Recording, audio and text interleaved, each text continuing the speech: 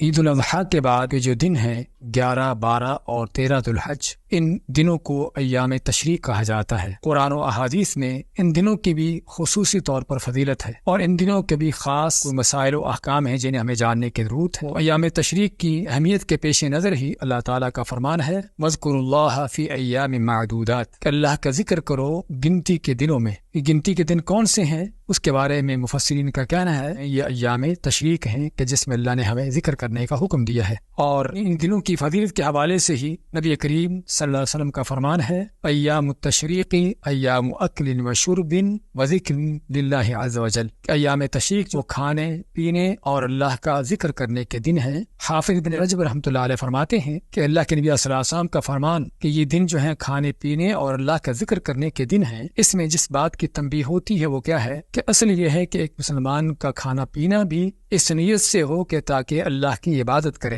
اللہ کی عبادت کرنے کے لیے قوت طاقت حاصل کرنے کے لیے اس کا کھانا پینا ہو، نہ کہ صرف دنیاوی لذتوں کی خاطر ہو، تاکہ اللہ تعالیٰ کی یہ نعمت بھی اللہ کی اطاعت میں اس کو استعمال کیا جائے۔ ان دنوں کی فضیلت میں مسند احمد کی حدیث ہے، نبی صلی اللہ علیہ وسلم کا فرمان ہے اعظم الایام عند اللہ یوم النحر ثم یوم القر، کہ اللہ کے ہاں سب سے جو عظیم ترین دن ہیں ان دنوں میں سے قربانی کا یوم النحر ہے، قربانی کے دن، اور یوم القر ہے وہ ذو الحجہ کی 11 تاریخ کو کہتے ہیں۔ تو ان دنوں کے یہ فضائل بیان ہوئے ہیں، اس میں ہم کو کرنا کیا چاہیے؟ اللہ تعالیٰ کا جو فرمان ہے کہ اس میں اللہ کا زیادہ سے زیادہ ذکر کریں، حتیٰ کہ حج کے حوالے سے اللہ فرماتا ہے فَإِذَا قَضَيْتُم مَّنَاسِكَكُمْ فَاذْكُرُوا اللَّهَ كَذِكْرِكُمْ آبَاءَكُمْ وَأَشَدَّ ذِكْرًا، کہ جب تم حج کے اعمال کر چکو تو اس کے بعد اللہ کا اس طرح سے ذکر کرو جس طرح تم اپنے باپ دادا کا ذکر کرتے یا ان کے قصیدے پڑھتے تھے، اس نہ یا بلکہ اس سے بھی زیادہ اللہ کا ذکر کرو۔ اللہ کا ذکر اس میں کس انداز سے کیا جائے وہ ہر طریقے سے ہے، نفل نوافل سے بھی ہے، تسبیحات سے بھی ہے، حمد و ثنا سے بھی ہے،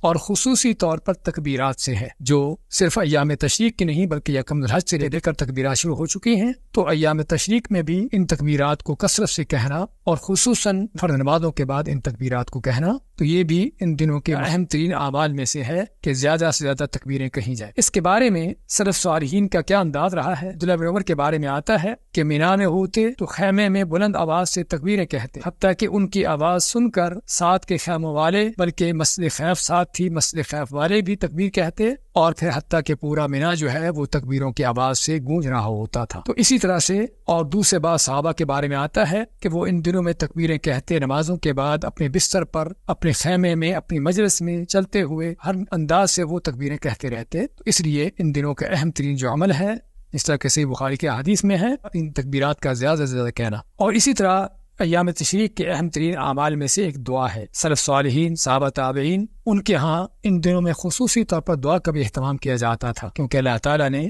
حج کے اعمال جب مکمل کیے ہیں تو ان کو مکمل کرنے کے بعد ہمیں وہ دعا سکھائی ہے ربنا آتنا فی الدنیا حسنہ وفی الآخرۃ حسنہ وقنا عذاب النار۔ تو علماء نے فرمایا ہے کہ اس دعا کی مناسبت حج کے اعمال کے آخر میں اس کا آنے کا مقصد یہی ہے کہ ایام تشریق میں جو حج کرنے کے بعد کے دن ہیں، ان دنوں میں اس دعا کو کثرت سے کیا جائے۔ ان دنوں کے مسائل و احکام کے حوالے سے یہ بھی ہے کہ ان دنوں کا روزہ رکھنے سے منع کیا گیا ہے۔ ام المؤمنین عائشہ فرماتی ہیں، جس طرح کہ صحیح بخاری میں ہے، کہ نبی کریم صلی اللہ علیہ وسلم نے ایام تشریق کے روزے رکھنے سے منع فرمایا، سوائے اس شخص کے لیے کہ جو حج کر رہا ہو، اسے حج کی قربانی میسر نہ ہو تو وہ ان دنوں کے روزے رکھ سکتا ہے، ورنہ کسی کو بھی ان دنوں کے روزے رکھنے کی اجازت نہیں ہے۔ اسی طرح ایام تشریق کے مخصوص اعمال میں سے یا اس کے احکامات میں سے یہ بھی ہے کہ ایام تشریق کے آخری دن تک قربانی کرنے کی اجازت ہے۔ وہ قربانی جو عید کی نماز کے بعد سے شروع ہوتی ہے، وہ ایام تشریق کے 13 تاریخ تک یعنی 13 ذو الحج کی شام تک اس قربانی کا وقت باقی ہے، اور یہ آپ قربانی 11 کو، 12 کو، 13 کو، رات کو، دن کو، کسی وقت بھی کر سکتے ہیں۔ تو یہ ہیں وہ ایام تشریق کہ جس کا ہمیں علم ہونا چاہیے، ان کی فضیلت کو بھی جاننا چاہیے، اور ان میں کیے جانے والے اعمال پر بھی ہماری توجہ ہونی چاہیے۔ بارک اللہ فیکم، جزاکم اللہ خیر، وصلی اللہ وسلم علی نبینا محمد۔